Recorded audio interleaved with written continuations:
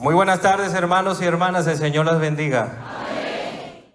Qué felicidad tan grande, ¿cierto, hermanos? Amén. Antes que todo, queremos dar una cordial bienvenida a todos a la iglesia, a todos aquí en esta noche tan especial para nosotros los hermanos de Kendall, pero para toda la iglesia de Dios Ministerial de Jesucristo Internacional, porque hay una noche donde vamos a ser enseñados por Dios. Amén. Y un aplauso para nuestro Dios de la gloria, nuestro Dios.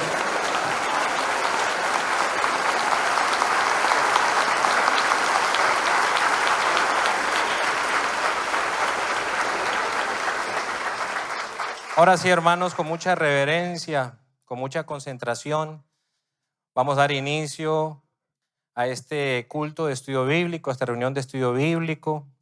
Vamos a pedirle a nuestro Dios que nos acompañe, que nuestro Dios nos dé mucho más alegría en esta noche, que el Señor haga muchos milagros, que el Señor se manifieste con su poder. Oremos entre todos al Señor. Señor de la gloria, no hay palabras, Señor, para expresar lo que siente nuestro corazón. No nos alcanzan las palabras para expresar lo que sentimos en este momento, una felicidad tan grande de estar aquí reunidos muchos hermanos de diferentes lugares, diferentes iglesias, pero una sola iglesia, tu iglesia, la iglesia que tú fundaste para darte a conocer tu maravillosa iglesia, Señor, donde tú te manifiestas con poder. Señor, en esta noche vamos a ser enseñados por tu sierva. Vamos a ser enseñados por nuestra hermana María Luisa. Señor, sabemos que veremos muchos milagros, maravillas y prodigios, porque tú estarás aquí con nosotros, Señor, porque tú te manifiestas en medio de las alabanzas de tu iglesia, de tu nación y de tu pueblo. La alegría más grande de nuestro corazón es conocerte y disfrutar, Señor, de tu manifestación constante y permanente en la iglesia y también en nuestra vida. Señor, que este culto, que todo sea esto para tu alabanza, que tú lo recibas, que tú te deleites, que te contentes con nosotros y que descienda tu bendición y que respalde, Señor, cada labor en esta noche. Todo te lo pedimos y todo te lo expresamos en el nombre de nuestro Señor Jesucristo. Amén. Tomen asiento, hermanos. Abramos nuestros himnarios, adoremos al Señor con el himno 31. El himno 31, lo que hoy vamos a meditar cuando nuestra hermana María Luisa nos enseñe este libro tan importante para nosotros en la iglesia, la Santa Biblia. Himno 31.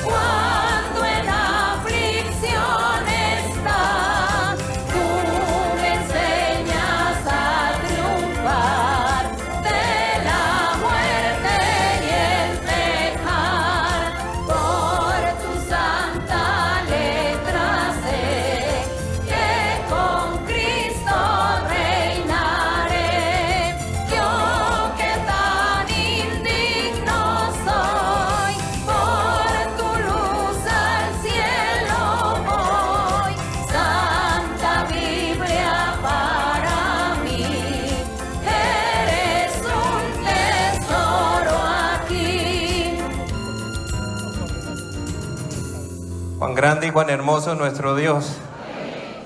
Puestos de pie, hermanos. Ahora sí vamos a aplaudirle al Señor. Vamos a cantarle al Señor coros. Vamos a cantar el coro 80, alabad a Jehová.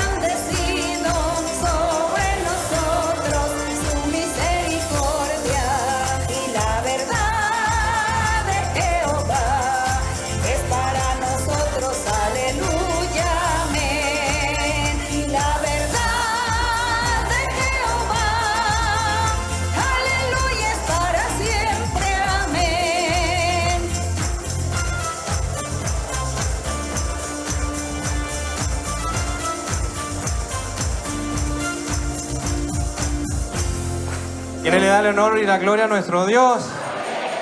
Bueno, hermanos, le cuento que nuestra hermana María Luisa hizo un gran esfuerzo para estar hoy aquí con nosotros. La verdad que es nuestro ejemplo a seguir. Nuestra hermana María Luisa Piraquí.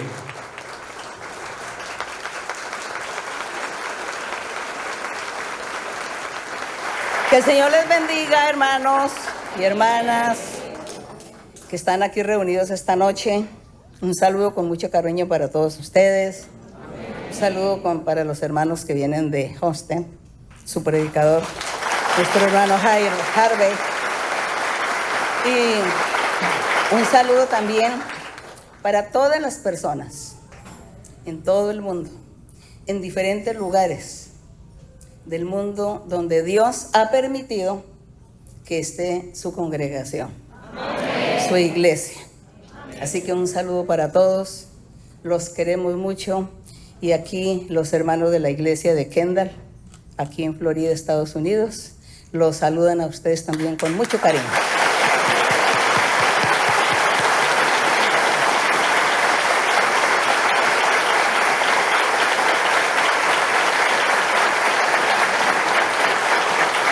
Y así, hermanos, pueden sentarse y con mucha alegría en nuestro corazón vamos a seguir en la lectura de los Salmos. Que vamos con la lectura de los Salmos, esperemos que hasta que finalicen para ver qué encontramos en ellos. Ya sabemos que los Salmos son inspiraciones de Dios en boca de sus profetas, en boca del rey David, en boca de los cantores de Israel, que son profecías cantadas y que en esas profecías Dios siempre hablando del futuro y que ese futuro nosotros ya estamos disfrutando de ese futuro y nuestras generaciones futuras seguirán disfrutando de ese futuro, de esas promesas hechas por Dios aquí en los Salmos. Así que por eso es que nosotros leemos con alegría y con nuestro corazón y nuestros sexto sentido, no 5 sino 6. En profundidad, poner mucha atención a estas palabras, algunas no fáciles de entender, pero el Espíritu Santo hará que nosotros las entendamos en nuestra alma, en lo profundo de nuestro ser. Así que vamos hoy en el Salmo 74. Así que vamos a estar leyendo aquí el Salmo 74. En el Salmo 74, verso 1 dice, ¿por qué, oh Dios, nos has desechado para siempre? ¿Por qué se ha encendido tu furor contra las ovejas de tu prado?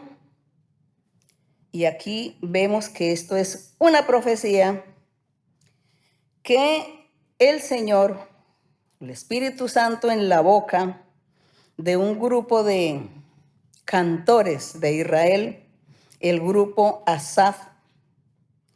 Ellos eran sacerdotes y profetas y cantaban a Dios. El Espíritu Santo los tomaba, entonces comenzaban a profetizar, pero con música, con melodía. Y cuando dice, ¿por qué, oh Dios, nos has desechado? Yo creo que ellos mismos no entendían o no entendieron a quiénes se referían. ¿Quiénes eran los que eran desechados por Dios? Porque este grupo Asaf existió desde la época del rey David. Y después del rey David hubo muchos reyes después, como leemos en Reyes y en Crónicas, después de David. Y este Asaf estaba en la época del rey David. Por eso digo que ellos no entendieron a quién se refería. Dice, ¿por qué, oh Dios, nos has desechado? Cuando ellos profetizan esto, todavía no se cumplían estas cosas. Era una profecía al futuro cuando el Señor se enojó tanto con el pueblo de Israel y el pueblo de Judá, que envió al rey de Babilonia, al rey Nabucodonosor, lo envió con su ejército para que fuese y destruyera o acabara o atacara a los israelitas. Y así fue destruida Jerusalén. Los que han leído la Biblia, creo que lo han leído en Reyes y en el último capítulo de Crónicas, cómo Jerusalén fue destruida. El templo incendiado, la ciudad incendiada, y unos pocos fueron llevados cautivos a Babilonia, entre ellos iba Daniel, Ezequiel. Eso yo creo que ustedes lo recuerdan de los que han leído la Biblia. Entonces, estos versos, cuando ellos cantan esto, profetizan, es para el futuro. No se había cumplido, ni ellos sabían de quién se trataba. Pues se trataba era del pueblo del Señor, del pueblo que Dios había escogido, pueblo físico, material, de Judá, de Jerusalén. Estaba Dios hablando. Y estaba diciéndole, ¿por qué, oh Dios, nos has desechado para siempre? Sí, porque es que Dios los desechó y mandó a un rey pagano de otra nación que fuera y los destruyera con sus ejércitos, y destruyeron a todos. Eso fue lo que sucedió. Y le dice, ¿por qué se ha encendido tu furor contra las ovejas de tu prado? Si somos tus ovejas, tu redil, ¿por qué hiciste eso? Los que cantaron esta profecía, ellos no entendieron de qué se trataba, pero hoy nosotros sí entendemos que era una profecía al futuro y que se cumplió con la toma de Jerusalén por el rey de Babilonia. Y se cumplió al pie de la letra. Entonces ellos le hacían al Señor como un reclamo, como lamentándose, ¿por qué nos has abandonado? Y le dicen, acuérdate de tu congregación, la que adquiriste desde tiempos antiguos. Le están diciendo ahí en el cántico. Yo me imagino estos cantores de Israel, dice que eran 70. Eran 70 cantores, ellos profetas y sacerdotes. Y todos cantando con los instrumentos de música, pero profetizando. Yo me los imagino allá en ese lugar especial que los tenían en el templo, cantando a Dios y el pueblo escuchando, y nadie entendía qué era esto que decían. Pero ellos cantaban y decían, Señor, acuérdate de tu gente, de los que adquiriste en la antigüedad. ¿Cuál era la antigüedad? La época de Moisés, cuando Dios sacó el pueblo por mano de Moisés de Egipto. Recordemos que allá fue y vivió Jacob con sus 12 hijos y vivieron 430 años. Pues esa generación, Jacob, todos ellos murieron, pero la generación quedó ahí. 430 años y Dios lo sacó por mano de Moisés. Y eso es lo que ellos le dicen aquí: acuérdate de tu congregación, la que adquiriste desde tiempos antiguos. Gloria a nuestro Dios. Como el mismo Señor en la boca de estos cantores hablaba de ese futuro y hablaba de lo que Dios había hecho en la antigüedad. Y dice, es que esa congregación, dice, la que redimiste para hacerla la tribu de tu herencia. Gloria a Dios, porque dice que Dios escogió al pueblo de Israel entre todos los pueblos, entre todas las naciones. Dice que escogió a los israelitas, no porque fueran santos y perfectos o lo merecieran, sino porque esa era la voluntad de Dios. Esa fue la voluntad de Él y por eso los escogió a ellos como pueblo escogido, como pueblo singular, como pueblo único, que viviera una vida tan diferente, una vida santa, diferente a las otras naciones. Eso era lo que Dios quería. Y por eso, como ellos no cumplieron, no le cumplieron al Señor, por eso vino el castigo.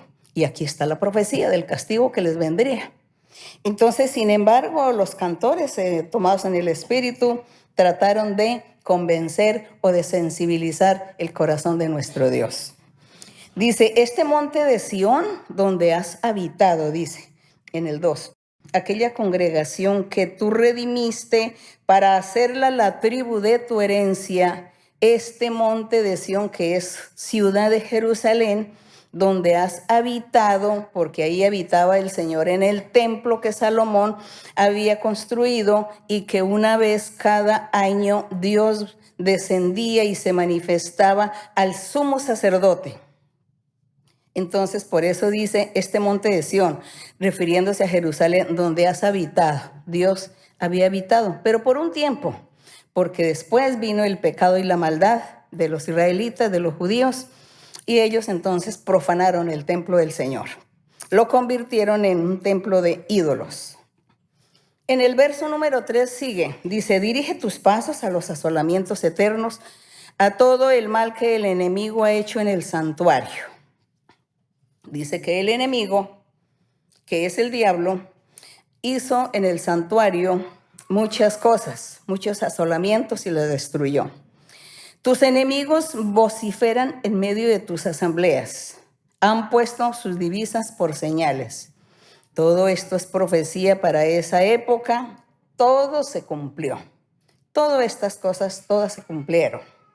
El 5. Se parecen a los que levantan el hacha en medio de tupido bosque.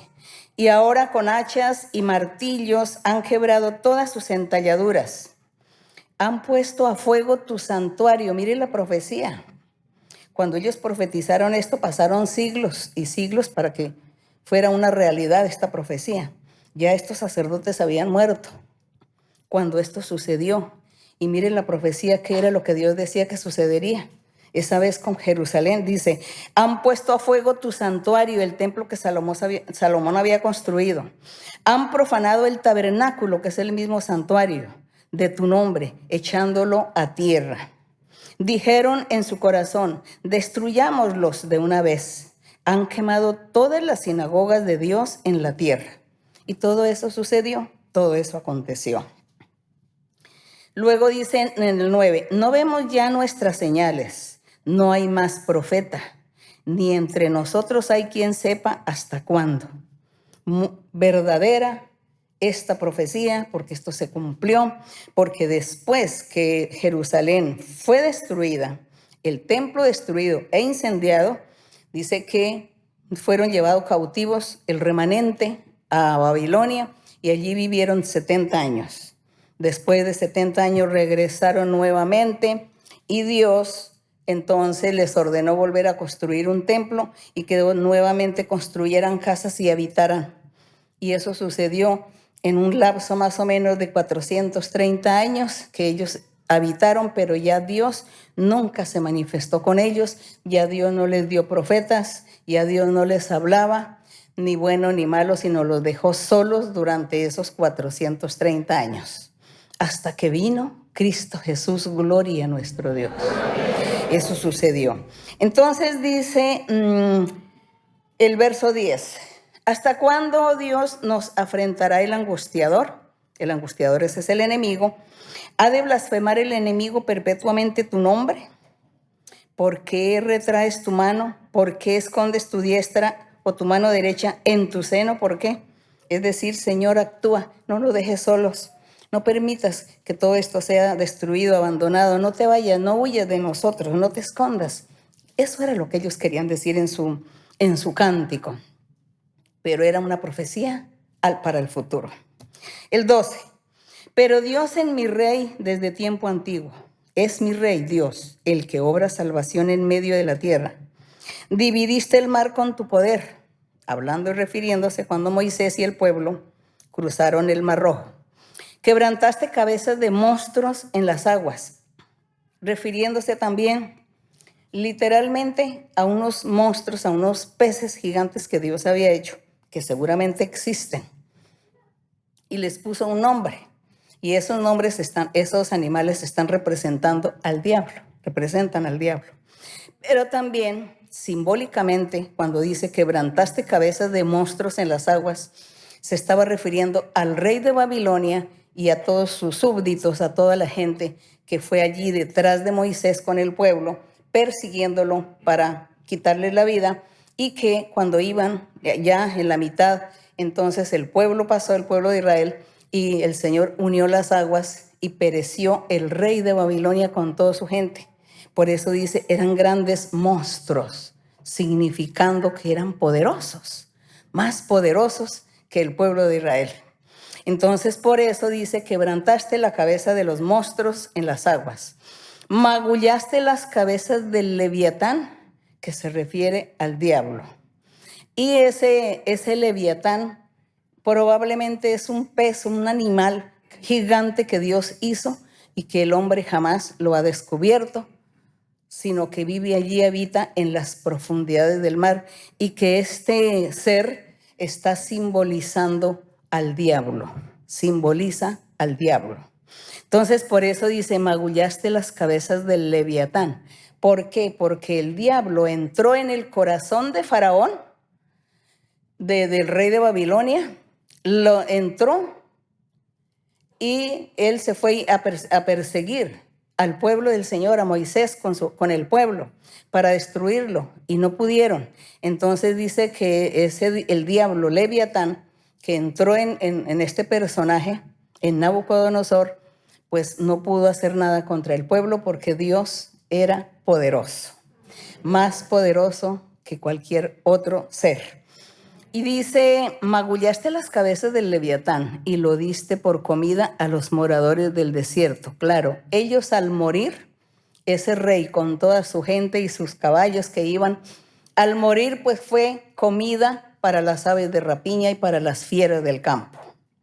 Entonces dice, magullaste y lo diste por comida a los moradores del desierto. Abriste la fuente y el río. Entonces también refiriéndose a el Jordán, el paso del Jordán. Todo lo que el Señor hizo de abrir una fuente de agua en pleno desierto para que el pueblo bebiera. Entonces todo esto aquí lo está destacando, la gran obra, milagros y señales de nuestro Dios. Abriste la fuente y el río, secaste ríos impetuosos. Tuyo es el día, tuya también es la noche. Tú estableciste la luna y el sol. Tú fijaste todos los términos de la tierra. El verano y el invierno, tú los formaste.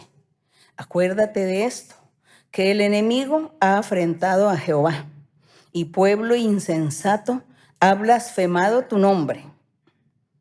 No entregues a las fieras el alma de tu tórtola. Les está diciendo, Señor, acuérdate de nosotros, no nos entregues al enemigo, porque mira, Señor, que somos como una paloma en tus manos. Somos indefensos, débiles, y el enemigo es poderoso.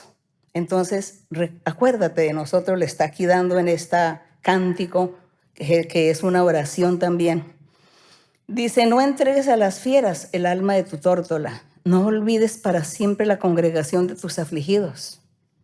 Mira al pacto, porque los lugares tenebrosos de la tierra están llenos de habitaciones de violencia. ¿Cuál pacto?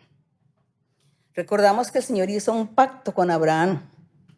Y dice que cuando hizo ese pacto, él juró, nuestro Dios juró por sí mismo, que Él cumpliría esas palabras y ese pacto se realizaría en el futuro.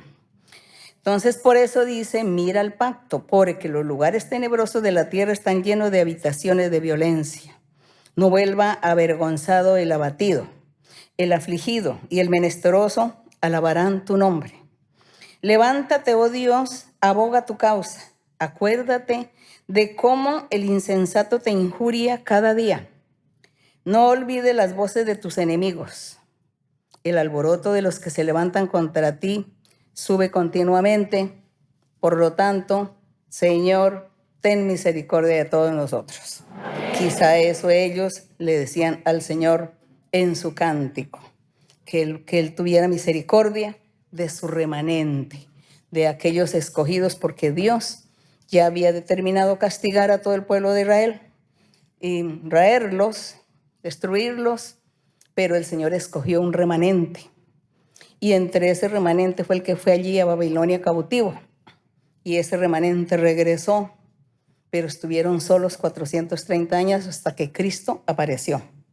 Y el Señor Jesús viene del remanente.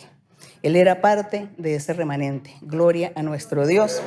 Y gracias le damos a nuestro Dios por estas palabras, por estos salmos, por estos cánticos, por estas profecías maravillosas que hasta el día de hoy siguen vigentes en nuestro ser, en nuestra vida, y seguirán vigentes hasta el día que el Señor venga en las nubes por su iglesia.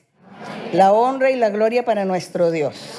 Después de la meditación de este salmo tan hermoso, que nos deja tanta alegría en nuestro corazón, ahora sí vamos a dar inicio a las preguntas de ustedes en esta noche. Así que cuando los hermanos pregunten algo de la Biblia, ustedes rápidamente busquen en la Biblia el libro, el capítulo, el verso, para que ustedes participen también de la pregunta.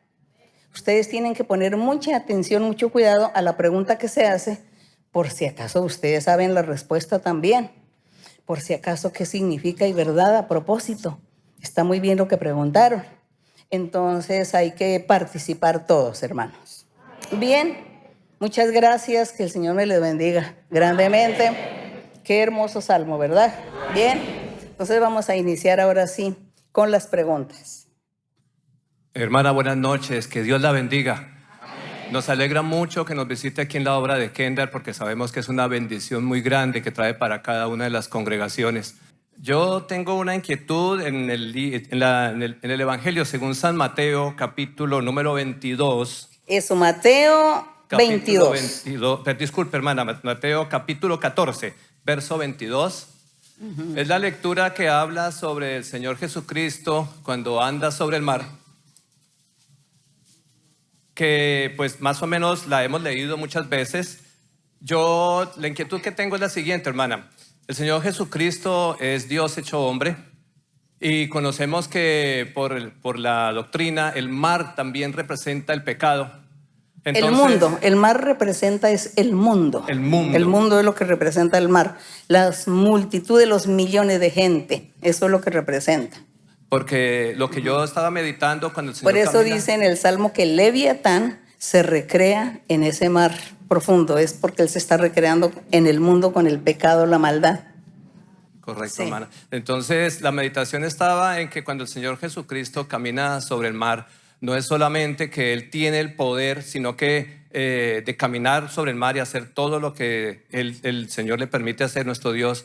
Al caminar sobre el mar, Él está sobreponiéndose sobre todos los males, sobre todo mal, sobre todo pecado, porque Él está encima de todo mal. Por eso, de pronto, cuando Pedro sale de la barca, que le pide al Señor Jesucristo caminar sobre el mar, y el Señor Jesucristo le dice que lo haga también, Pedro de pronto al principio tiene la fortaleza que Dios le da, pero cuando ve las olas que se mueven, como Pedro se hunde. Entonces en ese simbolismo está también todos los inconvenientes que nosotros vivimos cuando pasamos dificultades y de pronto no confiamos plenamente en la obra de nuestro Dios, en las promesas que Dios nos hace. Esa es mi inquietud, hermana.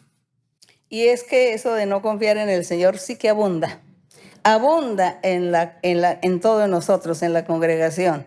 Que cuando llega la tribulación, cuando llega el momento difícil, el momento de la enfermedad o del accidente o de la pérdida de un ser querido o lo que sea, inmediatamente se nos olvidan las promesas de Dios y se nos olvida todo y nos da angustia y desconfiamos y dudamos y no sabemos qué hacer, a ver quién me ayuda, quién no me auxilia. Entonces se nos olvida confiar en Dios, que es el primer paso. Clamarle a Dios por el asunto y pedirle a Dios, ayúdame, Señor, porque tú eres el único que me puede sacar de esto. Eres el único. No hay nadie más sino tú. Entonces, eso se nos olvida. Pero sí es muy bueno que nosotros tengamos presente que en cualquier momento malo de su vida, por difícil, por tribulación, por lo que sea, usted clame al Señor, pídele y confíe y crea que Dios lo va a ayudar y lo va a sacar adelante. Amén. Sí, eso es lo que eso fue lo que, por ejemplo, Pedro, pues ellos no estaban acostumbrados a veces a ver tantos milagros y prodigios. Y cuando él ve que el Señor está caminando en el mar, sobre el mar, le dijo Pedro que él también quería como vivir la misma experiencia. Y el Señor le lo puso a caminar y él caminó. Pero hubo en el momento de la duda, del miedo, del temor, de la desconfianza, miró el agua y dijo, no, pero ¿yo qué estoy haciendo? No, y es cuando empieza a hundirse. Entonces el Señor les enseñaba que había que confiar en el Señor porque Dios les había hecho promesas a ellos. Les decía que ellos iban a estar predicando el evangelio y que iban a hacer milagros y señales, que Dios los iba a usar en gran manera. Y en ese momento ya él pensó, dijo, sálvame, perezco. Me voy a ahogar, Señor, voy a perecer. Entonces, ¿se te olvidaron las promesas? ¿Se te olvidó confiar en mí? Eso fue lo que el Señor quiso decir y hoy nos dice también estas cosas. Por eso hay que confiar en el Señor. Sí, hermano. Buenas noches, hermana María Luisa. Bienvenida a la hora de Kendall. Yo quiero hacerle una pregunta, hermana, basándome en unos versículos de la Biblia. Están en Marcos 8, del versículo 14 al 21. ¿Puedo leer, hermana? Marcos 8, ¿verso qué? Del 14 al 21. Sí. Versículo 14 dice así. Habían olvidado de traer pan y no tenían sino un pan consigo en la barca. Y él les mandó diciendo, mirad, guardaos de la levadura de los fariseos y de la levadura de Herodes. Y discutían entre sí diciendo, es porque no trajimos pan. Y entendiéndolo Jesús les dijo, ¿qué discutís? ¿Porque no tenéis pan? ¿No entendéis ni comprendéis? ¿Aún tenéis endurecido vuestro corazón? Teniendo ojos no veis, y teniendo oídos no oís, y no recordáis. Cuando partí los 5 panes entre 5,000, ¿cuántas cestas llenas de pedazos recogisteis? Y ellos dijeron, 12. Y cuando los 7 panes entre 4,000, ¿cuántas canastas llenas de los pedazos recogisteis? Y ellos dijeron, 7. Y les dijo, ¿cómo aún no entendéis? Hermana, mi pregunta es, basándome en esto, ¿cómo nosotros ser más espirituales para las cosas del Señor? ¿Cómo nosotros no ser como estos apóstoles que realmente pensaron primero en el pan, en lo material, viendo primero lo material y no eso espiritual? Ellos interpretaron cuando el Señor les dijo a ellos, les dijo, guardaos o cuídense de la levadura de los fariseos y de Herodes y de toda aquella gente que eran enemigos del Señor. El Señor les estaba hablando era de que se cuidaran de sus doctrinas falsas, de todo lo que estaban enseñando erróneo, equivocado. Entonces les decía, entonces ellos, los apóstoles, no entendieron, interpretaron que el Señor les estaba hablando era del pan común y corriente, el pan para comer. Y por eso él decía, no, pero es que aquí no hay pan. Bueno, pero entonces el Señor dice, ¿ustedes por qué piensan que yo estaba hablando del pan físico? Yo no estoy hablando de ese pan físico, estoy hablando es de doctrina. La doctrina de los fariseos que enseñan al pueblo y lo conducen por el camino del error, de la torcedura, de la ignorancia, y ellos no están en la verdad. De eso es que yo les quería decir a ustedes, no del pan, porque si hablamos del pan común y corriente, ya se les olvidó también que yo puedo hacer milagros, ya se les olvidó que cuando no había pan se multiplicó y hubo 4,000 canastas, ¿cómo fue? ¿Qué hubo? Como 4,000 cestas de pan entonces el Señor le dijo, ¿no se acuerdan que yo multipliqué lo que es el pan físico? Entonces yo no les estoy hablando de ese pan físico, les estoy hablando de un sentido figurado, de algo, de una levadura en el sentido espiritual o una figura. La levadura es un producto que altera una masa, una materia. Entonces la altera. Entonces es eso. La levadura la altera para bien, para mal, para lo bueno y para lo que no es bueno también sirve la levadura. Entonces el Señor les estaba hablando era de esa levadura, era de la doctrina de ellos. Sin embargo, hay algún verso en otra parte de los evangelios que dice, el Señor Jesús dice, y es que el reino de los cielos es semejante a una mujer que tomó un poco de harina, hizo, amasó, pues hizo ese amasijo y colocó levadura en cada uno. En cada uno le puso la levadura hasta que todo fue leudado. Ahí ya no estaba hablando que fuera mala la levadura. Estaba hablando era que el evangelio del Señor era similar a la levadura, que cuando una persona tiene experiencias con Dios y Dios le hace milagros y Dios le habla y esta persona cambia de vida, se convierte y su vida es diferente, entonces de la alegría y de la felicidad va y le dice al otro, al vecino o al familiar, y dice, mire, fui a una iglesia, encontré a Dios, Dios habla, me habló, mire cómo soy feliz, soy transformado. Ah, sí, yo también voy. Y ese viene y hace lo mismo con su familiar y su amigo y así sucesivamente. Entonces está esa porción de levadura en cada persona. Entonces dice que así es el evangelio del Señor. ¿Ve? Como una cadena, como esa cadena que el uno le dice al otro, el otro al otro y hasta que todos entonces ya nos reunimos porque de una u otra forma Dios permitió que conociéramos su palabra. Entonces dice que muy similar a la levadura, el oficio y el trabajo que hace la levadura. Entonces no vamos a decir que la levadura es mala, sino que es un producto que sirve para alterar algo. Entonces la levadura de la mujer, el reino de los cielos, era buena porque sirvió para que todos conocieran que Dios estaba hablando, que Dios se está manifestando en la vida de los seres, que Dios hace milagros y yo quiero ir también a disfrutar y a vivir allá de esa experiencia. Y esa era lo de la levadura que decía de esa mujer, que así era el reino de los cielos, es decir, la forma como se iba a expandir el evangelio, la palabra del Señor, a través de testimonios. Entonces, de esta manera. Y acá, porque entonces el hermano dice que el no confiar en el Señor, en la pregunta aquí de los fariseos, en esa época, pues los apóstoles hasta ahora estaban conociendo el poder de Dios, conociendo al Señor. El Señor les hablaba, les enseñaba, pero como ellos tenían un velo, ellos todavía no podían entender en profundidad la doctrina y lo que el Señor Jesucristo les estaba enseñando. Pero el Señor les dijo que después, cuando Él se fuera, que sus ojos serían abiertos y ellos iban a ver y a comprender ya muchas cosas cuando ya el Señor no estuviera con ellos. Entonces, por eso aquí eran como niños ellos, como niños que hasta ahora Dios estaba comenzando a formar, a crecer. Y hoy nosotros, cuando nosotros ya llevamos algunos años en la iglesia, pues ya no debemos considerarnos que somos niños, sino que ya tenemos es que ir madurando, ir creciendo hasta llegar a ser adultos en el sentido espiritual, en la doctrina, en el conocimiento de Dios. Cuando vemos los milagros del Señor, cuando vemos cómo Dios ha hecho milagros en nuestras familias, amistades, entonces ya sabemos el camino, ya sabemos la forma como Dios se manifiesta, entonces no cabe en nosotros la desconfianza, sino que decimos, sí, hay que confiar porque eso me consta, lo he visto con mis ojos, como Dios ha cumplido y ha bendecido a mucha gente que después de estar muerta, el Señor los ha resucitado. Entonces, confiar en nuestro Dios hoy, sí, eso, porque los pobres apóstoles en aquel tiempo todavía no entendían muy bien. Sin embargo, el Señor los sostuvo por su amor, por su misericordia. Seguimos. Hermana, buenas tardes, Dios la bendiga. De verdad que es una felicidad muy enorme poder estar hoy aquí delante de su presencia.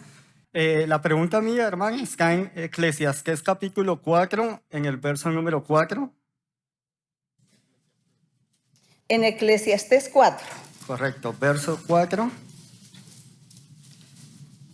Sí, hermano. Dice, he visto asimismo que todo trabajo y toda excelencia de obras despierta la envidia del hombre con su prójimo. También esto es vanidad y aflicción de espíritu.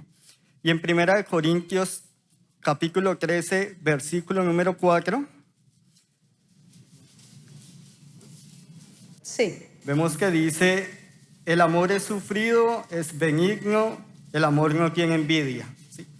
Quiero destacar de pronto esa palabra envidia, hermana, por una experiencia que el Señor me permitió vivir en un culto de enseñanza. Bueno, pero antes de que me hable de lo de la envidia, usted leyó aquí en Eclesiastés donde dice, he visto asimismo que todo trabajo y toda excelencia de obras despierta la envidia del hombre, ¿no? Está hablando en un término general. General. Y eso es verdad. Eso es lo que él había visto en el mundo, en la gente, que el uno sentía envidia del otro. Sin embargo, él aquí no está diciendo, dice, en la envidia del hombre contra su prójimo. También esto es vanidad. Le dice, ¿sabe que eso es vanidad y eso es aflicción de espíritu? Porque un día, tanto el uno como el otro se muere. ¿Y qué? ¿Y dónde quedó todo? No. Entonces, vanidad, pura vanidad y pura aflicción de espíritu. Es eso. Entonces, ahora sí el hermano lee en Efesios, ¿no? ¿Qué? Primera de Corintios. En 1 Corintios, donde habla a los creyentes que por favor dejen la envidia, ¿no? Así es. Sí. Entonces, ese día era un culto de enseñanza y vino el momento de la profecía y me acuerdo que el Señor le dijo a una hermana, cuídate de la envidia. Cuando terminó la profecía, noté que la hermana se quedó pensativa y me dijo, ¿quiere que le diga una cosa? Hoy sentí una envidia porque en los testimonios escuché una hermana cómo Dios la ha bendecido materialmente, cómo le ha bendecido su hogar y cómo la ha prosperado espiritualmente. Entonces yo nomás quería de pronto, hermana, como que reforzara ese tema ya interno de la envidia en la iglesia, sabiendo de que no hay nada más bonito cuando Dios premia, bendice a cada uno de nosotros. Eso Todo realmente es muy bonito. El problema es cuando hay espíritus de envidia que se pegan en algunas personas. Ese es el problema. Entonces, cuando usted sienta, hombre o mujer, usted sienta que está envidiando a alguien, ¿cómo es que uno siente la envidia? La envidia se manifiesta, es que como que uno siente ira, enojo contra la persona, rechazo, o lo critica, o va y empieza a hablar de esa persona con el otro, como a murmurar, como a criticar. Cuando hayan esas actitudes, eso es envidia. Es envidia. Entonces, espíritu de envidia.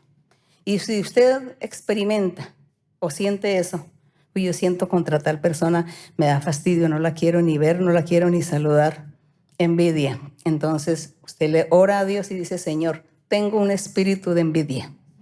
Tengo ese espíritu ahí en mi cuerpo porque eso no es normal, que yo sienta esto y aquello contra tal persona o contra algunas personas.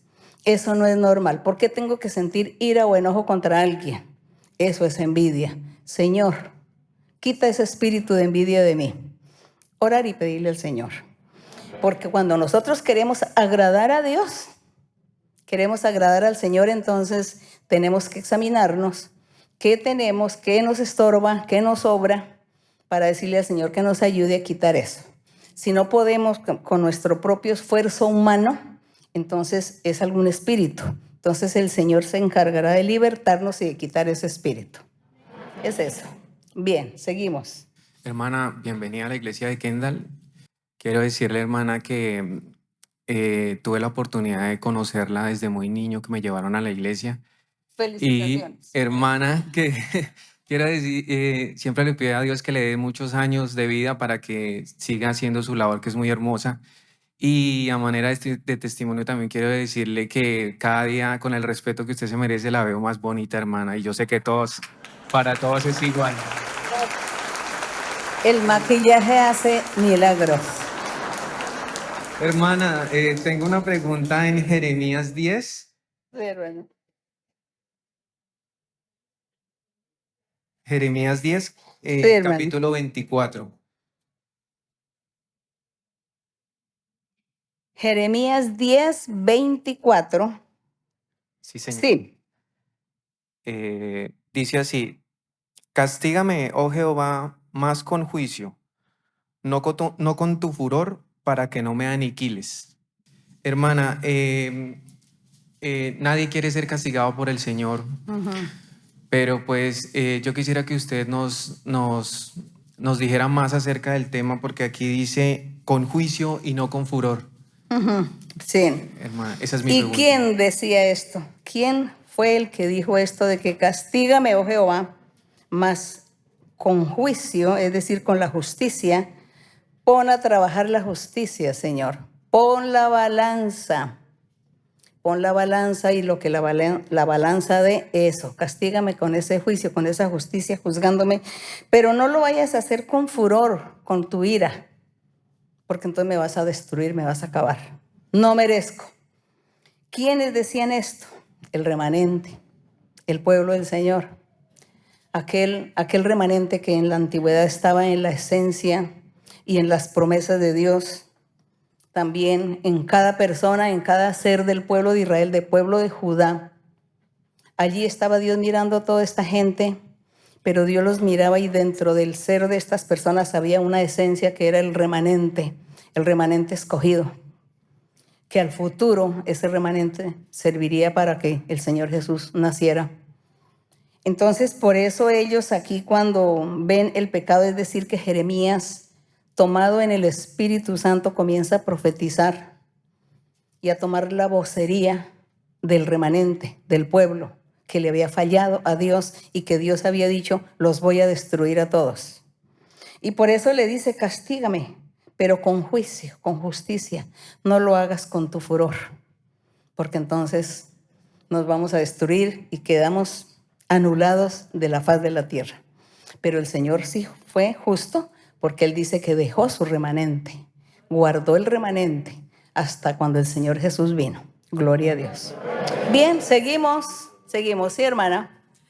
Hermana María Luisa, para mí es un honor y un privilegio estar aquí en este momento. Hermana, tengo una pregunta de la Biblia, si me permite leer. Está en Salmos 131, verso 1. ¿Puedo leer, hermana? Salmo 131, verso 1. 1. Sí. Jehová, no se ha envanecido mi corazón, ni mis ojos se enaltecieron, ni anduve en grandezas, ni en cosas demasiado sublimes para mí. Hermana, quisiera que por favor nos explicara en profundidad qué es envanecer el corazón y enaltecer los ojos delante de Dios. Hago esta pregunta porque el Señor me ha dicho, yo quito mi respaldo de todo aquel que enaltezca su corazón delante de mí. Muchas gracias, hermana, y que Dios la bendiga grandemente. La amo mucho en el Señor. El Señor ha dicho que quitará el respaldo a aquel que se enaltezca. Y yo le agregaría más. El Señor quitará el respaldo a todos los deshonestos, los injustos, los infieles, los que no aman a Dios, los que no respetan, no valoran al Señor, los que no quieren obedecer a Dios, someterse al Señor, los que tienen orgullo, vanidad, etcétera, etcétera. Entonces el Señor les quita el respaldo, porque si uno va a vivir así constantemente con todos esos defectos, ¿cómo Dios nos va a respaldar? No nos respalda el Señor. El Señor quiere que nosotros seamos sencillos, humildes, misericordiosos, sinceros, honestos en todo sentido de la palabra, rectos en todo sentido de la palabra, y así, de esa manera, pues Dios siempre nos respaldará. ¿Y qué es respaldar? Que cuando usted ore, Dios lo escucha y Dios le tiende la mano y Dios lo ayuda para que usted progrese, siga adelante, para que usted pueda llevar al final de todos sus planes y sus proyectos, que lleguen al final, que los pueda hacer realizar, que se puedan cumplir sus anhelos. Ese es el respaldo que el Señor nos da a cada creyente. Pero entonces al Señor tenemos que cumplir los mandamientos. El Señor dice, en Juan siempre decía, hay que cumplir los mandamientos del Señor. El que no cumpla los mandamientos del Señor, pues está en nada. Entonces, aquí cuando dice que no se ha envanecido mi corazón, ni mis ojos se enaltecieron, el Señor Jesucristo es el que está aquí hablando en la boca del rey David, porque el Señor Jesucristo fue un hombre perfecto, justo, santo en todo, que fue sabemos que Dios tomó carne y se hizo hombre para Él demostrarnos a todos nosotros que como humanos sí podíamos vivir la vida recta. Sí podemos vivir una vida santa, se puede, como humanos. Y por eso el Señor se hizo humano y lo vivió y nos dio ejemplo y dijo, sí se puede, sí se puede. Entonces por eso Él decía que Él nunca se había enaltecido, ni anduvo en esas grandezas, ni en cosas demasiado grandes o sublimes para Él ser ostentoso en ninguna manera. Siempre la sencillez, la humildad. Si tenía bien, si no tenía lo mismo, si comía bien, si no comía lo mismo, si hace esto o aquello bien y si no lo hace lo mismo, se siente igual, se siente lo mismo. Porque si hay la bendición y se disfruta, gracias Señor. Pero si el Señor dice que no se disfrute, pues gracias Señor, no me hace falta estando contigo. ¿Qué puedo desear en la vida? Tú lo llenas todo en mi vida. Entonces, pues a eso se está refiriendo. Y como les decía, el respaldo del Señor lo tendremos cuando nosotros realmente disponemos el corazón y queremos agradar a Dios, hacer su voluntad, amarlo. Entonces, ustedes tendrán a Dios todo el tiempo a su lado. Que eso es lo que hay que orar y pedirle a Él. Ayúdame, Señor, para que tú estés a mi lado y no me dejes. Bien, seguimos adelante. Sí, hermano. Buenas noches, hermana. Sí. Señor la bendiga.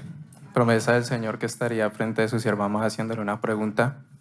Esta pregunta surge de una experiencia que el Señor me dio. Un día antes de que anunciaran su venida, el Señor me dio un sueño en donde estábamos en un estudio bíblico y la persona que le iba a hacer la pregunta, en el momento de hacer la pregunta se cortó el micrófono. No se escuchó cuál era la pregunta. En el momento usted dijo, hermanos, vamos a abrir en Juan 8. Esto me lleva, hermana, a citar Juan 8, el versículo 12. Juan 8, 12. Sí, señora. Sí. El Señor dice, otra vez Jesús habló diciendo, yo soy la luz del mundo. El que me sigue no andará en tinieblas, sino que tendrá la luz de la vida. También vemos en Juan 1, en Isaías 60 y en los Salmos, cómo nos muestran que el Señor Jesús es la luz que vino a librarnos de las tinieblas. Mi pregunta es, hermana, que si usted con esa sabiduría y esa inteligencia que el Señor le ha dado, nos podría enseñar de la importancia de nosotros ser luz, no solo en la iglesia, sino fuera de la iglesia. La importancia del buen testimonio, porque yo pienso que la mejor manera de evangelizar es con el testimonio. Esa es mi pregunta, hermana. Bueno, volver a repetir lo mismo. Ser luz en el mundo, en donde cualquier lugar que Dios nos permita. Los que estudian en la universidad, en la escuela, en el colegio, los que trabajan en la microempresa, en la empresa, los que trabajan adentro, afuera, bueno, en cualquier trabajo. Los que son empleados y los que son también empleadores, todos, si han conocido el camino del Señor, tienen que ser luz. Luz allá, afuera. No es solamente luz aquí dentro de la congregación o dentro del salón, sino afuera, en el trabajo, en la ocupación que ustedes desempeñen. En la vivienda, cuando comparten una vivienda con otras personas, los vecinos, en todos los lugares, la luz es el testimonio, el buen testimonio, el buen ejemplo, la educación para tratar a una persona, para hablarle, saludarle, para escucharla o para si la persona me hace reclamos, yo con educación le escucho, miraré si tiene razón o no. Claro, hermanos, que también vamos a mirar un fenómeno. El fenómeno de los espíritus malos.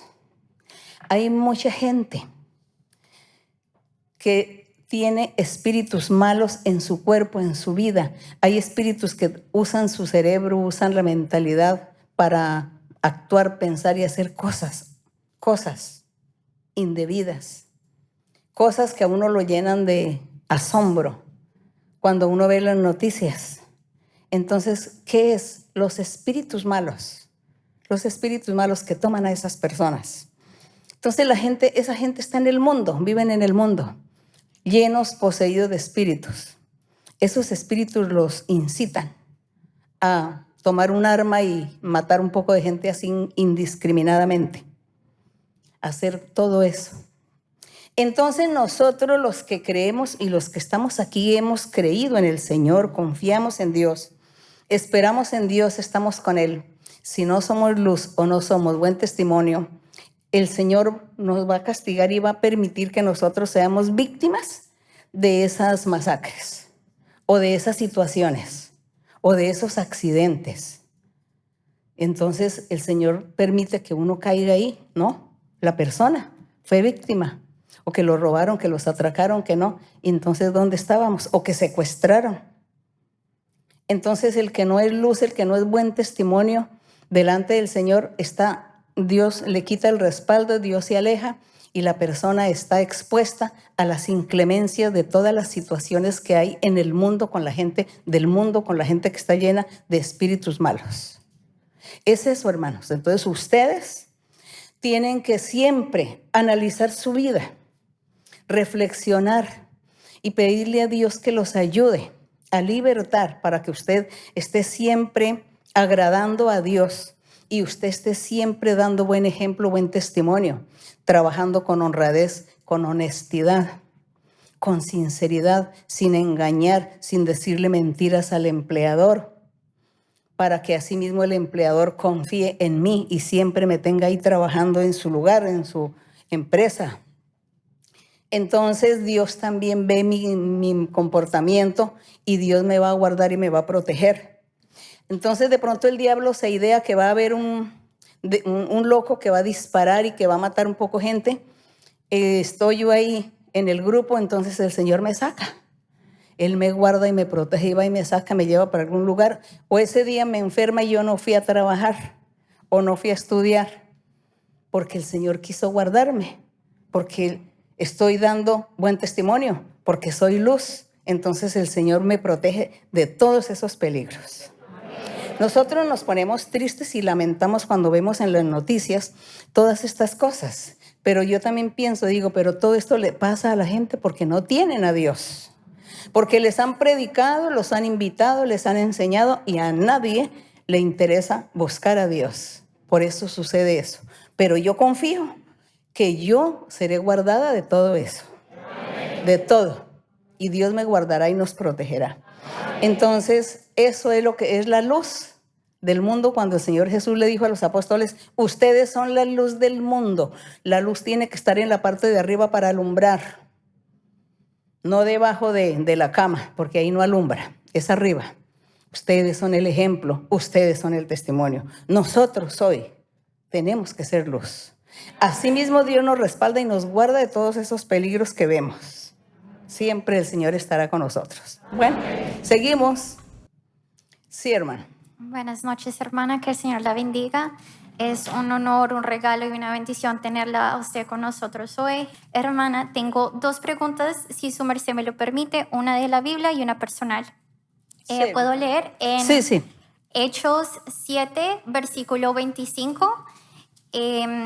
Esto es antes de que Dios se manifestó a Moisés en la zarza que ardía, pero no quemaba.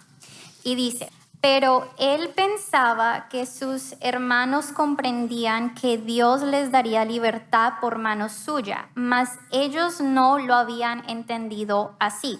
Cuando dice mano suya, está hablando que Moisés sabía que el Señor los iba a libertar por mano de él o por mano del Señor. Y si era por mano de Moisés, es que él ya tenía alguna revelación que Dios lo iba a usar, porque esto es antes de la zarza que ardía, pero no quemaba. Pues si aquí dice que él pensaba eso, pues es porque él estaba pensando que todos comprendían que él al defenderlos, ¿no? Entonces Moisés pensó que era que Dios le había revelado a todos. Y Dios le reveló, fue a él solo en la zarza y le hizo el llamamiento. Por eso él cuando vio que estaban maltratando a un judío, a un hebreo, él fue y lo defendió. Y él dijo que él pensaba que todos ellos sabían también que Moisés iba a ser su libertador. Pero no fue así porque ellos se enojaron contra Moisés y ni entendieron lo que él hizo. La buena obra de misericordia que hizo Moisés con él, ellos no lo entendieron, no lo vieron de esa manera, se fueron en contra de Moisés. Pero bueno, pues también no hay que criticar esto porque en ese tiempo pues ellos todavía no conocían el poder, los milagros, las hazañas de Dios, los prodigios que él iría a hacer por mano de Moisés. Hermana, entonces para aclarar, este versículo, cuando él ya pensaba que Dios lo iba a usar su mano para libertarlos, ¿esto es antes de las que Dios le habló por la zarza que ardía? No, fue después. Después, ok, gracias. Sí. Y mi pregunta... No, y es que además Moisés, él desde que nació, su mamá de Moisés fue el que lo crió. Ella le inculcó la palabra de Dios, le inculcó los mandamientos de Dios. Entonces Moisés sabía los mandamientos de Dios y sabía que él era de sangre hebrea, solo que lo habían adoptado en el palacio. La familia del rey lo adoptó, entonces, pero él sabía eso desde niño. Por eso cuando él vio que estaban maltratando al hebreo, pues ahí le dio pues tristeza, sintió en su corazón como ese amor, con esa compasión hacia su hermano en linaje, ¿no? Su hermano hebreo, por eso lo defendió, porque él sabía que ya pues Dios había también hecho algún llamamiento a él, Dios le había mostrado a él que iba a ser el libertador. Eso fue lo que aconteció. Gracias, hermana. Y la última pregunta, a nosotros se nos ha enseñado que el espíritu de depresión es un espíritu. Sí, es un espíritu malo. Quería, si su merced nos podría profundizar sobre este tema y cómo reprender a este espíritu. Cuando toda persona, hombre o mujer o niño, lo que sea, sienten y saben que tienen esas depresiones y que ustedes vienen a la iglesia, sepan que eso es un espíritu malo. Y el origen viene por causa de brujerías, de maldiciones. Desde la antigüedad siempre han habido las brujerías, las maldiciones, donde maldicen a la gente, a una familia, y le dicen que la generación hasta la 10ª, hasta la 20, hasta la 30, hasta cuando pasen 100 años, que todos sean cobijados por la maldición, que todos sufran de depresión y hasta se quiten la vida por eso, se suiciden. Entonces vienen esas maldiciones y por eso es que eso se ve y lo vemos mucho. Eso es un común. Bueno, entonces, para lo de la iglesia, los que están en la iglesia, si ustedes ven sus personas, amistades, familiares, hijos, hijas, en ese estado de depresión, imponerle manos y reprender ese espíritu de depresión y decirle, Señor, considero que yo no tengo respaldo tuyo porque no cumplo al pie de la letra como tú lo mereces, pero solo te pido misericordia. Como tú eres amor y como tú eres misericordia, te pido, Señor, que me respaldes. Voy a imponerle las manos a esta persona, mi hijo, hija, sobrino, sobrina, esposo, esposa, quien sea. Está en depresión, es un demonio, Señor. Yo sé que por brujerías, por hechizos, por maldiciones, pero tú eres poderoso. Te pido, Señor, que libertes y quites ese espíritu, ese demonio, lo saques de allí. Guárdalo, guárdala de que no vaya a intentar contra su vida o hacerle daño a otras personas. Liberta, Señor. Eso hay que hacerlo. Y usted no se sienta indigno de decir, no, es que yo no tengo poder, yo no tengo nada de Dios. A mí Dios no me ha dicho que me va a dar dones ni que tengo dones y por lo tanto yo no puedo imponer manos. No, usted hágalo. Hágalo con lo que ha escuchado aquí, aprendido aquí. Usted aprendió que Dios es poder, que Dios escucha, que Dios está en todas partes y que nos está viendo. Entonces, ¿por qué no vamos a aprovechar eso para pedirle al Señor misericordia por ese ser que está sufriendo la depresión? Ahora, usted mismo, si sufre de depresión, también dígale al Señor, Señor, yo estoy en un estado de depresión. Mira, no quiero vivir, no tengo alegría, no tengo gozo, no le hallo sentido a la vida, Señor. Yo siento que como que no quiero vivir, siento voces, siento cosas raras. No puedo dormir. Señor, libértame. Libértame porque son demonios. El diablo me quiere destruir. ten misericordia, ayúdame, ayúdame porque yo no puedo solo o sola. Y el Señor, Él va a estar ahí al lado suyo y lo va a libertar. Eso es lo que hay que hacer. Bien, seguimos, sí, hermano. Buenas noches, hermano. Buenas, hermano. Un Dios le placer bendiga. para mí estar frente a usted. Hace mucho el Señor me prometió que iba a estar en una fiesta espiritual. Tengo una pregunta que no sé, un poco confusa. Ajá, bueno, diría yo. así son las más bonitas las preguntas. Ok. La pregunta mía... Porque nos confundimos. Viene con los pactos de Noé y de Abraham. Sí.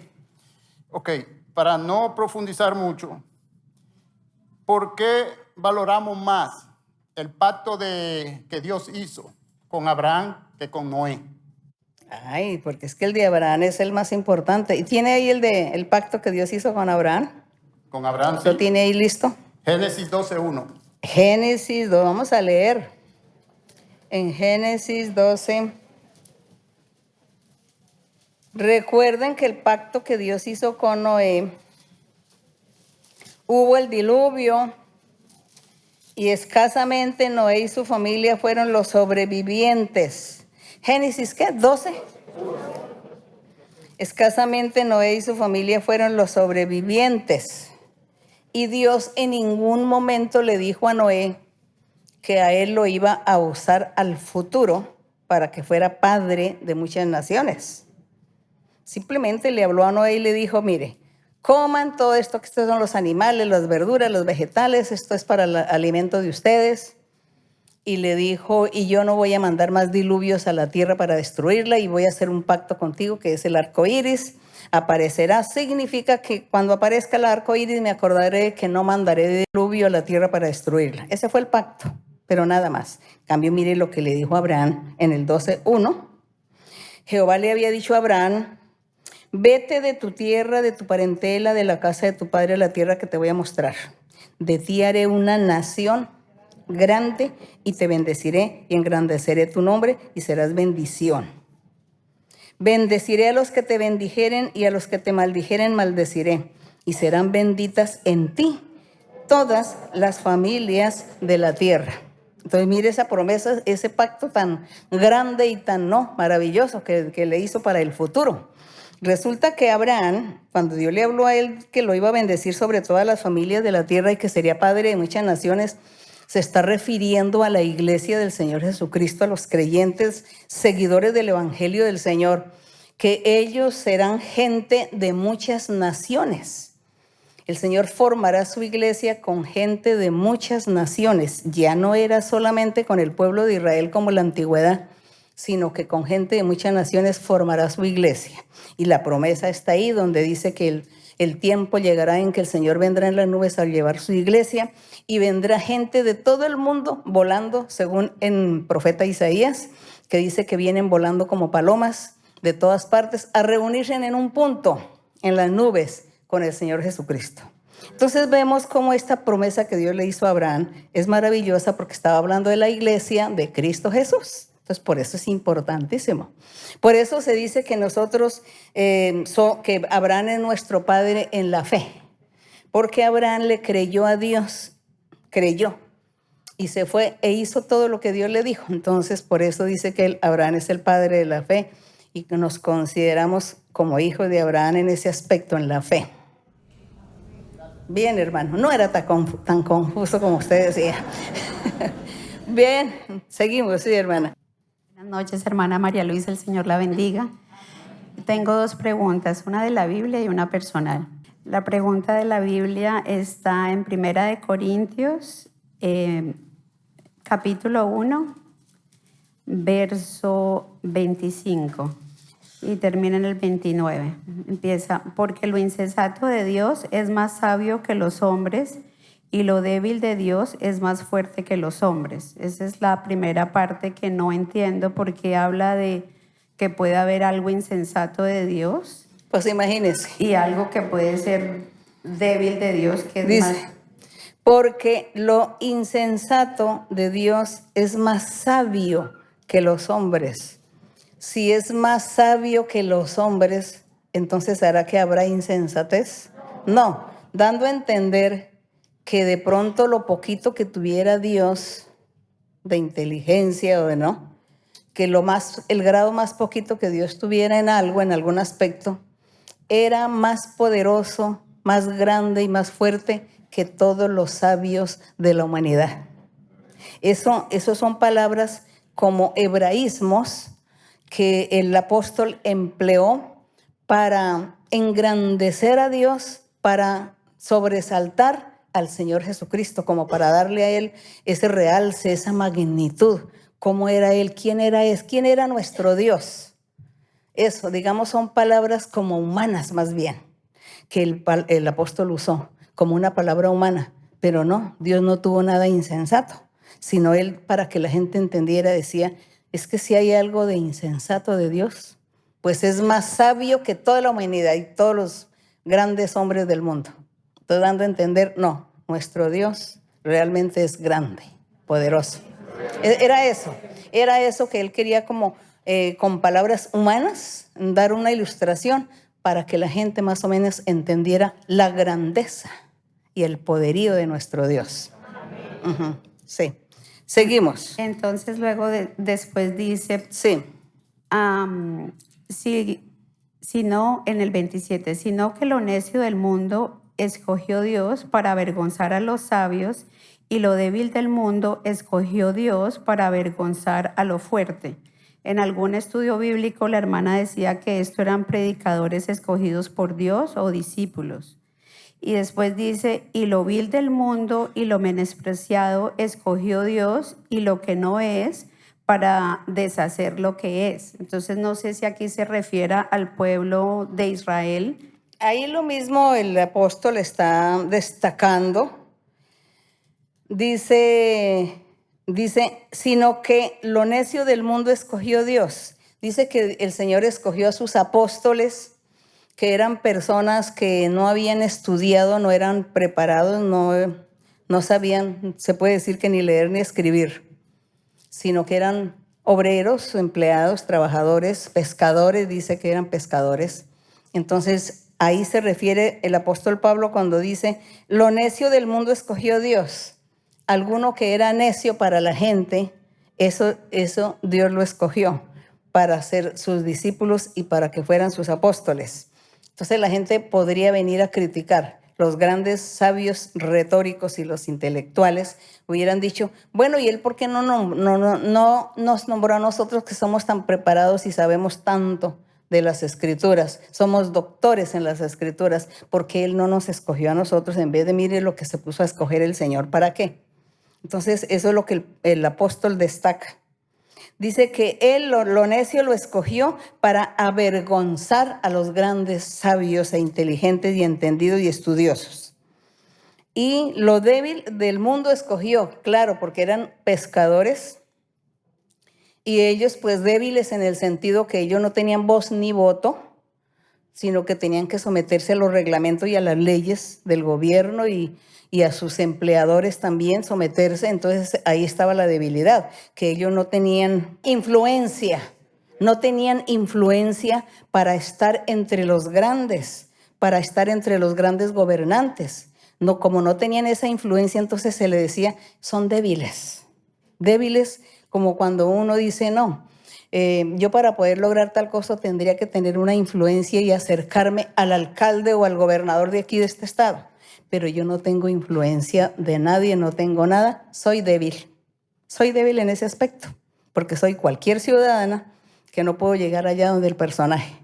Eso. Entonces uno dice, soy débil es eso, porque no tengo esa capacidad o ese nivel o esa oportunidad de poder llegar allá donde el personaje. No puedo, porque yo si voy allá no me dejan ni siquiera entrar, ni siquiera a la puerta. Desde la calle ya me están diciendo que no se puede entrar. ¿Quién es usted? Eso. Entonces a eso, esas incapacidades del ser se le llamaban las debilidades. Entonces por eso aquí dice que a lo débil del mundo escogió Dios, porque él hubiera podido escoger los sacerdotes o haber escogido los fariseos, que ellos eran los maestros de la ley y ellos sí tenían contacto con los gobernantes. Pero no, escogió a los que no tienen nada, a los que no miran, sino solamente le miraban era su trabajo. ¿Pescaron o no pescaron ustedes hoy? ¿Trabajaron? ¿Ganaron el pan del día? ¿O qué hicieron? Eso, los débiles del débil del mundo. Y dice, lo escogió Dios para avergonzar a los grandes, a los fuertes, a los que sí tienen esa influencia y pueden acercarse. Y eso lo hizo Dios. Bueno, dice, y lo vil del mundo, que es lo mismo, y lo menospreciado escogió Dios, sí, lo mismo ellos. Y lo que no es decir, ellos eran un don nadie. Pero ¿usted quién es? Usted es un don nadie, usted no es nadie. ¿Quién es usted? Cuando criticaban a los apóstoles, y de dónde estudió, de dónde saca letras cuando criticaban al Señor Jesús, si ni siquiera lo hemos visto que esté estudiando, no ha ido a la escuela de los filósofos, ni a la escuela de Tirano, ni la escuela de no sé quién, en aquel tiempo no ha ido. ¿Y de dónde habla? ¿De dónde saca esto?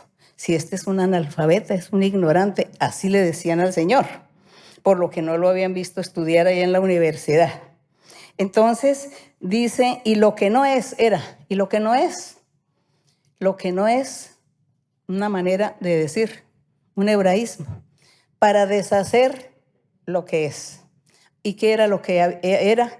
Pues los grandes gobernantes, los grandes personajes, fariseos, los publicanos, los sacerdotes, todos ellos que eran los que mandaban en el pueblo y estaban con los gobernantes, ellos fueron deshechos. El Señor Jesús los quitó, los dejó a un lado y enalteció a lo que no era, lo que no es. Los apóstoles, los discípulos, ingenuos, humildes, sencillos, sin estudio, pero ellos quitaron, anularon lo que era a los importantes, los opacaron, les taparon la boca, les hicieron callar. Cuando venían los milagros, los prodigios, cuando venía la predicación de los apóstoles, que eran todos admirados, que ellos de dónde sacaban tanta palabrería para predicar y hablar. Entonces ahí se cumple todo esto, una forma del apóstol de referirse a la idiosincrasia de aquel entonces y cómo el Señor había escogido lo menos para que nadie se fuera a gloriar, para que nadie fuera a decir, es que como yo fui tan preparado y como estuve ya en la universidad, entonces por eso fue que Dios me eligió. No, simplemente Dios miró fue el corazón y la fe y la confianza en un personaje cuando le dijo, sígueme. Y este personaje seguía al Señor. Eso es lo que dice aquí. Entonces dice a fin de que nadie se jacte o se vanaglorie en la presencia del Señor. Entonces dice, por eso, más por Él, estáis vosotros en Cristo, por nuestro Dios, el cual nos ha sido hecho por Dios sabiduría, justificación, santificación, redención, todo. En el Señor Dios da todo, sin necesidad de apelar al mundo y su potentado o su poder, su poderío que tenga. Eso es lo que el apóstol aquí, en otras palabras, se refiere para que la gente pudiese entender hasta dónde la misericordia y el poder de Dios, enalteciendo de lo que no era para deshacer lo que había. Y así hizo el Señor, avergonzar a toda esa gente con los milagros, con los prodigios y también con la doctrina. Gloria a nuestro Dios. Sí, hermano. Hermana María Luisa, muy buenas noches. Que el Señor la continúe bendiciendo grandemente. Mi pregunta, hermana, está en Ezequiel 40, verso 1. Voy a leer del verso 1 al 3. Ezequiel, capítulo 40, el verso 1 al 3. 1 al 3, sí. Pero mi pregunta abarca más capítulos. Solo leo estos 3 para entrar en contexto de lo que está tratando estos capítulos. Dice el... ¿Puedo leer, hermana? Sí, ¿el verso que va a leer? El 1. El 1, sí. Sí. Dice en el verso 1, Ezequiel 40. En el año 25 de nuestro cautiverio, al principio del año, a los 10 días del mes, a los 14 años después que la ciudad fue conquistada, en aquel mismo día vino sobre mí la mano de Jehová y me llevó allá. En visiones de Dios me llevó a la tierra de Israel y me puso sobre un monte muy alto, sobre el cual había un edificio parecido a una gran ciudad hacia la parte del sur. Me llevó allí, y he aquí un varón cuyo aspecto era como aspecto de bronce, y tenía un cordel de lino en su mano y una caña de medir, y él estaba a la puerta. La pregunta es, en estos 7 capítulos, por eso nomás leo estos 3 versos, pero en los capítulos del 40 al 46, hay muchas medidas exactas de alturas, anchos, muy similares a las instrucciones que el Señor dio para la construcción del templo de Salomón. Y hay muchas instrucciones precisas, como por ejemplo sobre la Pascua, que se leen en Éxodo 12, y sobre las ofrendas en las fiestas solemnes, que se leen en Levítico 23.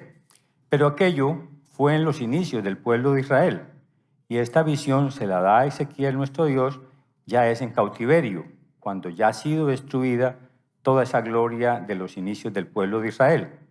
Y sobre estos 7 capítulos he buscado en muchos apuntes, notas, sobre lo que usted nos ha enseñado, y no he encontrado mucho al respecto. Tal vez no he buscado lo suficiente. Por lo tanto, mi pregunta es, ¿qué tendría usted de pronto para enseñarnos hoy sobre estos 7 capítulos de Ezequiel del 40 al 46? Bueno, sepan que este capítulo 40 de Ezequiel, que termina, este capítulo 40 termina en el hasta finalizar Ezequiel. Se refiere nada más y nada menos, se está refiriendo al templo celestial espiritual. El templo espiritual que nuestro Dios iba a formar al futuro, pues aquí ya estaban en un cautiverio. Aquí con Ezequiel ya estaban en cautiverio. Ezequiel había sido llevado a Babilonia, prisionero, y dice que estaban a la orilla de un río, y allí Dios le dio visiones a Ezequiel para el futuro, para el futuro. Y entre esas visiones le dio, del capítulo 40 en adelante, la visión sobre su pueblo especial, su nación espiritual, la Jerusalén espiritual, el pueblo de Dios espiritual, el pueblo de Israel espiritual, al futuro. ¿Cómo sería ese templo? Le dio medidas, pero todas esas medidas son simbólicas. Todo eso es simbólico. Y este templo es, pues, nuestro Dios. Él es el tabernáculo. Y también dice que nosotros, los creyentes en Cristo, en el verdadero evangelio del Señor, dice que nuestro corazón, de los seguidores de Dios, el corazón es templo del Señor. Pero que un día también, allá en Apocalipsis, dice que después de la muerte, dice que el Señor será nuestro tabernáculo también. Dice que estaremos ya ahí con Él. Entonces, esto es en el sentido espiritual la iglesia del Señor Jesucristo. Ustedes lean todo este capítulo 40 hasta terminar Ezequiel y van a encontrar ahí las promesas y van a encontrar cómo se está refiriendo a la iglesia del Señor Jesucristo, que la iglesia de Cristo es el templo del Señor y que eso es en el sentido espiritual. Por ejemplo, en el capítulo 43 dice, me llevó luego a la puerta, dice Ezequiel, en visión 43:1. Entonces él está viendo la visión y dice, me llevó luego a la puerta que mira hacia el oriente, y he aquí la gloria de Dios del Dios de Israel que venía del oriente. Imagínense que la gloria que venía del oriente era ¿quién? La estrella del oriente que vino, el Señor Jesucristo, cuando nació. Y dice, y su sonido era como el sonido de muchas aguas, y la tierra resplandecía a causa de su gloria. Era el Señor Jesucristo, cuando Él vino al mundo. Entonces, todos estos capítulos es el templo futuro, o es el templo que nosotros hoy podremos decir que nosotros estamos buscando ser templo de Dios. Que nuestro corazón sea templo de Dios. Pero los que no lo hayamos logrado, estamos luchando para lograrlo. Estamos aprendiendo, estamos buscando a Dios, estamos perfeccionándonos, cambiando cada día, progresando en nuestra vida espiritual para ser realmente ese templo de Dios, nuestro corazón. Es este templo, es en el templo espiritual.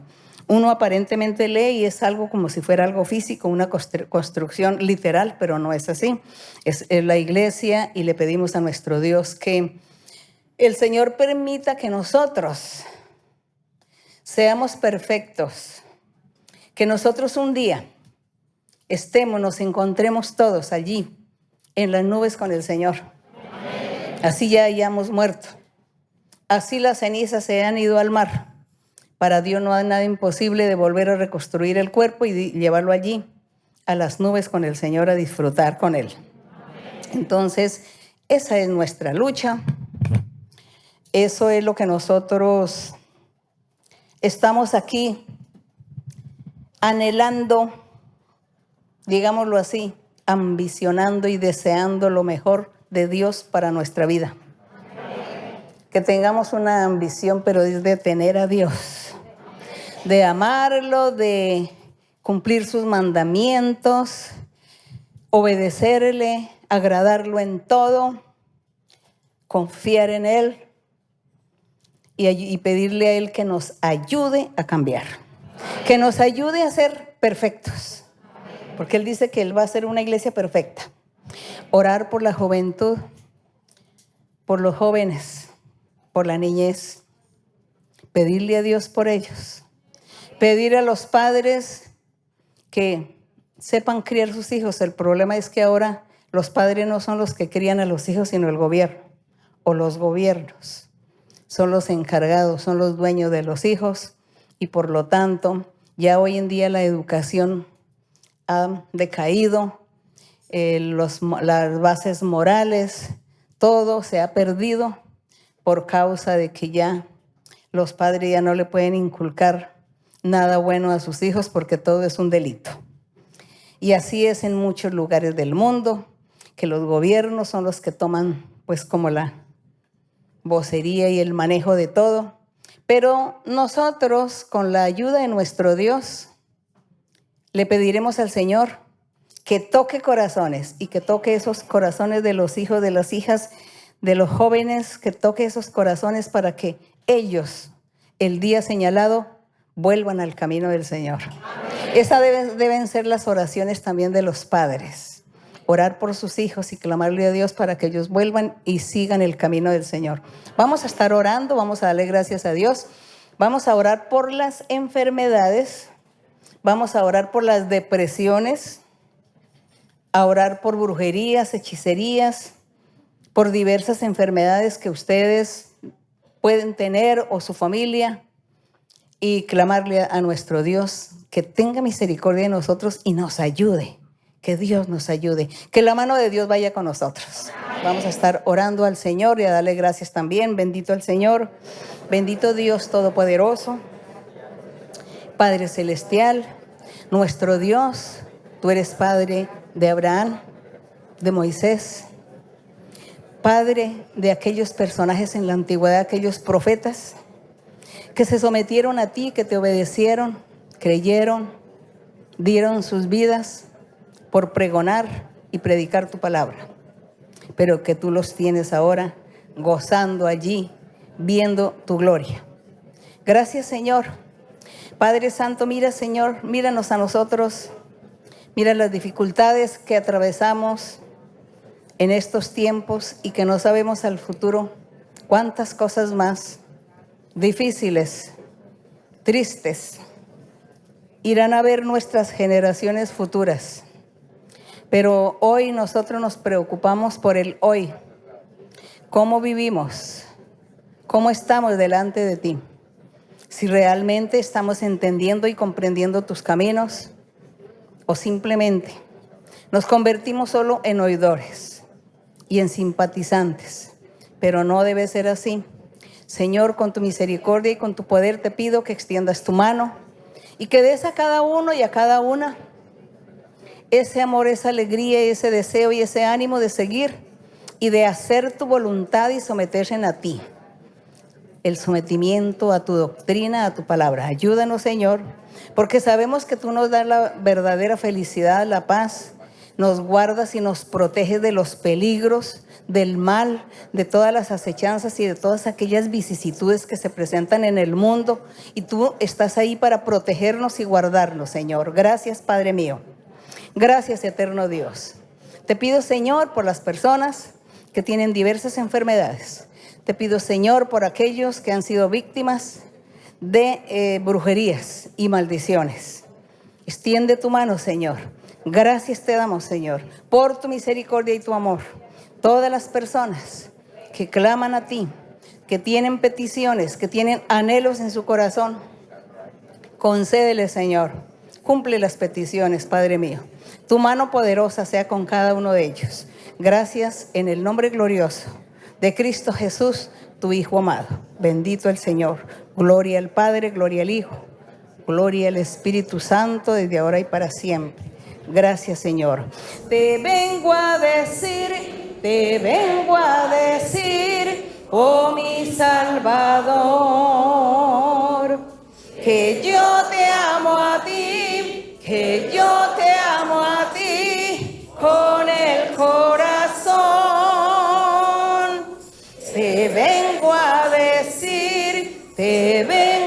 decir, toda la verdad.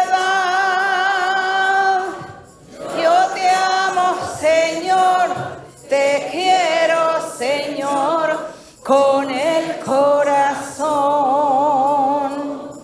Yo quiero cantar de gozo y de paz. Yo quiero llorar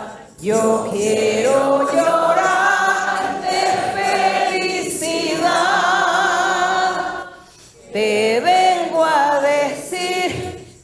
vengo a decir toda la verdad. Yo te amo, Señor, te quiero, Señor, con el corazón. Bendito y alabado el nombre del Señor. Gracias a nuestro Dios. Gracias al Señor. Que mi Dios les bendiga. Dios les bendiga a todos, hermanos. Y aquí también, que el Señor los lleve con bien. Y el Señor esté siempre con ustedes. Porque ustedes son ovejas del redil de nuestro Dios. Muchas gracias y el Señor le bendiga hasta pronto.